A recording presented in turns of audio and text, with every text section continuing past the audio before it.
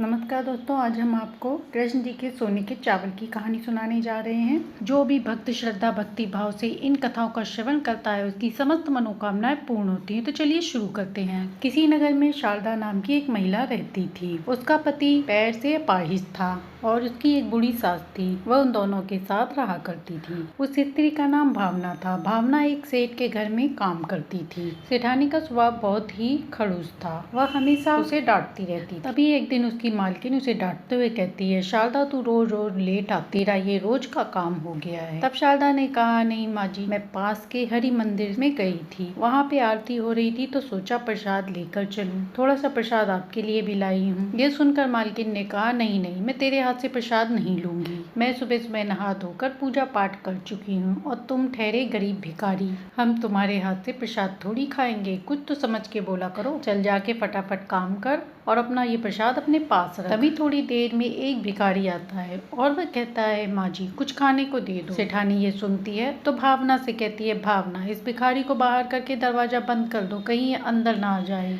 तभी सेठ भी आ जाता है। वह भी देखता है तो कहता है कि इस भिखारी को बाहर करो। आजकल भीख मांगने के बहाने लोग चोरी करने आ जाते हैं। वह बूढ़ा आदमी बोला, नहीं नहीं सेठ जी, मैं चोर नहीं हूँ, मैं तो एक बूढ़ा मजदूर हूँ, सिर्फ खाने के लिए ही कुछ मांग रहा हूँ। ईश्वर ने आपको इतना सब कुछ दिया है तो फिर उसमें से एक रोटी आप मुझे दे दोगे तो बदले में तुम्हें ढेरों दुआएं मिलेंगी। इसके बाद सेठ और सेठानी अंदर आ गए और भावना ने बाबा को अपने हिस्से की 2 रोटी और वो प्रसाद दे दिया जो वो मंदिर से लाई थी और कहा कि बाबा इसे खा के अपनी भूख मिटा लेना। यह सुनकर बूढ़े भिखारी बाबा ने कहा, बेटी यदि तुम मुझे अपनी रोटी और प्रसाद दोनों ही दे दोगी तो तुम क्या खाओगी? तब भावना ने कहा, बाबा मेरा घर यहीं पास में है, मैं काम करके घर चली जाऊंगी तो थोड़ा बहुत वहाँ पर कुछ खा लूंगी। बाबा ने प्रसाद और रोटी ली और कहा, जीती रहो बेटी, तुम बहुत दयालु हो। बाबा ने कहा, बेटी मेरे पास और कुछ तो नहीं है, ये पोटली में थोड़े से चावल के दाने हैं। इन चावल के दानों को श्री कृष्ण भगवान का आशीर्वाद समझकर अपने पास रखना और आने वाली जन्माष्टमी के दिन इसे खोलना। तुम्हारे जीवन के सारे दुख दूर हो जाएंगे। भावना ने ये सुना तो कहा, ठीक है बाबा, मैं इस पोटली को संभाल कर मंदिर में रख दूंगी। शारदा उस बूढ़े बाबा से पोटली लेती है और माथे चढ़ाकर अपने पास रख लेती है। मालकिन के घर में काम करने के बाद भावना अपने घर जाती है और उस पोटली को ले जाकर मंदिर में रख देती है और रोजाना की तरह अपने काम पर लग जाती है। 3 दिन बाद जन्माष्टमी का त्योहार था। भावना सेठानी के घर सफाई का काम कर रही थी। सेठानी ने श्री कृष्ण भगवान को सजाने के लिए सोने के जेवर निकाल कर मंदिर में रखे थे और इसके बाद वह कमरे में चली गई। भावना वहीं पर सफाई कर रही थी। सेठानी कमरे से बाहर निकली तो उसने देखा कि कृष्ण जी का सोने का मुकुट और हार गायब है। सेठानी जोर से चिल्लाने लगी और सेठ जी से कहने लगी, सुनिए, मैंने भगवान श्री कृष्ण के सोने का मुकुट और हार यही मंदिर में रखा था। मैंने सोचा था कि इस बार भगवान श्री कृष्ण को मैं सोने के जेवर से सजाऊंगी, पर दोनों चीजें यहाँ से गायब। जरूर ये काम भावना का ही होगा, क्योंकि थोड़ी देर पहले भावना यहाँ पर सफाई कर रही थी और अब वह यहाँ नहीं है। सेठ ने भावना को बुलवाया। भावना आ जाती है। भावना आई और बोली, क्या बात है सेठ जी, आपने मुझे बुलाया क्यों है?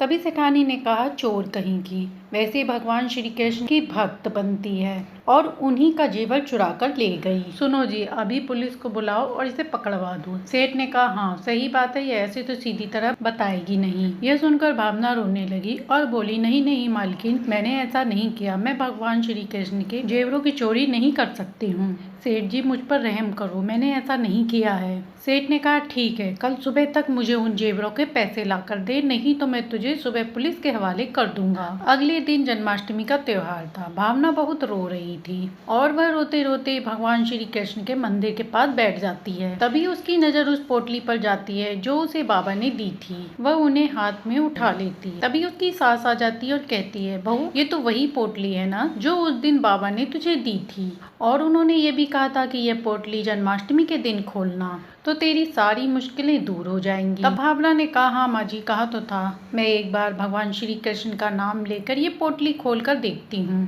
शायद इससे मेरी परेशानी दूर हो जाए। इसके बाद भावना भगवान श्री कृष्ण का नाम लेते हुए उस पोटली को खोलती है। वह जैसे ही पोटली को खोलती है तो देखती है तो वह हैरान रह जाती है। पोटली में सोने के चावल होते हैं और वह अपनी सास से कहती है, माँ जी इसमें सोने के चावल हैं। कृष्ण भगवान ये आपका कैसे चमत्कार है। तभी उसकी सास कहती है, बहू ये तेरी पूजा और भक्ति का फल है जो श्री कृष्ण भगवान ने तुझे दिया है। अब इन चावलों को ले जाकर बेचिया और इससे जो पैसे मिले उसे सेठ को दे देना। इन लोगों का कोई भरोसा नहीं, कहीं पुलिस लेकर आ गए तो झूठे इल्जाम में तुझे जेल हो जाएगी और यह घर बिखर जाएगा बहू। इसके बाद भावना उस पोटली को लेकर जैसे ही जाने लगती है तैसे ही सेठ सेठानी उसके घर आ जाते हैं और तभी सेठानी भावना के पैरों में गिरकर माफी मांगने लगती है और कहती है, शारदा मुझे माफ कर दो, मैंने तुम्हें नहीं पहचाना, तुम तो भगवान श्री कृष्ण की सच्ची भक्त हो। कल रात में कृष्ण भगवान मेरे सपने में आए और उन्होंने कहा कि मैंने तुम पर झूठा इल्जाम लगाया है जिससे वह मुझसे नाराज हैं और सुबह जब मेरी आंखें खुली तो मैंने अपने जेवर अपने पास देखे जिन्हें मैं साफ करके अलमारी में रख के भूल गई थी। इसके बाद मैं समझ गई कि भगवान श्री कृष्ण मुझे सपने में क्या इशारा देना चाहते थे। मुझे माफ कर दो भावना, मुझसे बहुत बड़ी भूल हो गई। भावना ने बड़े प्यार से कहा कि सेठानी जी आपने अपनी गलती स्वीकार कर ली, इसमें कोई बात नहीं। भगवान श्री कृष्ण अपने भक्तों से कभी नाराज नहीं होते, वो आपको माफ कर देंगे। पर अब मुझे आपके यहाँ नौकरी करने की कोई जरूरत नहीं है क्योंकि मेरे घर के भंडार मेरे कृष्णा ने भर दिए हैं। ये देखिए उस दिन जब मैं आपके घर काम कर रही थी तो वो जो बाबा आए थे उन्होंने मुझे प्रसाद के रूप में ये चावल दिए थे और कृष्ण जी के आशीर्वाद से ये चावल सोने के चावल में बदल गए। भगवान श्री कृष्ण ने मेरे घर के भंडार भर दिए, मुझे और क्या ही चाहिए। मेरे ऊपर लगे झूठे इल्जाम को भी उन्होंने हटवा दिया। बस उनकी कृपा मुझ पर सदा ऐसे ही बनी रहे। जय राधे कृष्णा। इसके बाद सेठ सेठानी भी माफी मांगकर वहाँ से चले जाते हैं। इसके बाद से भावना का जीवन बदल गया और वो अपना सुखी से जीवन यापन करने लगी। भावना के जीवन में ऐसी खुशियाँ आई जैसे श्री कृष्ण भगवान ने सुदामा के जीवन से गरीबी को दूर किया था। धरती पर जन्माष्टमी की धूम थी। यह देख राधा मैया श्री कृष्ण जी खुश थे।